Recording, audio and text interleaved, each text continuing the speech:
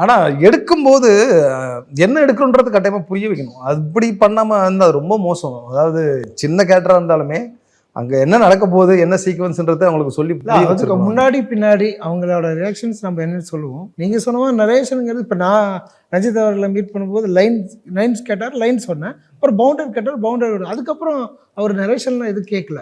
அதே மாதிரி தான் செகண்ட் ஸ்கிரிப்டும் அப்படி தான். விஜயகுமார் அவர்களை அணுகும்போது அவர் பிடிஎஃப் அனுப்ப சொன்னார் பவுண்டர் ஸ்கிரிப்ட். படிச்சுட்டு தான் கூப்பிட்டார். நரேஷன் அவருக்கு பண்ணல. அதுக்கப்புறம் அந்த ஆட்கள்கிட்ட கூட நான் நரேஷன் பண்ணல. ஃபுல்லாக ஸ்கிரிப்ட் பவுண்டர் தான் கொடுத்தேன். அதை படிங்க. ஏன்னா கதை சொல்கிறதுங்கிறது அது ஒரு கலை. அதுக்கு அது தனிக்கலை. நீங்கள் இன்றைக்கி வந்து ஸ்டாண்டப் காமெடி வந்து இன்றைக்கி அவ்வளோ ப்ராப்ளமாக இருக்குது. ஸோ அது மாதிரி ஒரு ஸ்டாண்டப்லன்னு நீங்கள் ஒரு விஷயத்தை நீங்கள் சொல்கிறதுங்கிறது அது ஒரு ஆர்ட்டு தான். அது அந்த கலை தெரிஞ்சவங்க அதை அப்ரோச் பண்ணலாம். இப்போ எனக்கு அந்த இது தெரியாது. எனக்கு என்ன தெரியுதுன்னா நான் ஸ்கிரிப்ட் பவுண்டட் பண்ணியிருக்கேன், நான் கரெக்டாக இருக்கேன், நீ படிச்சுட்டேன் அப்படின்னு சொல்லி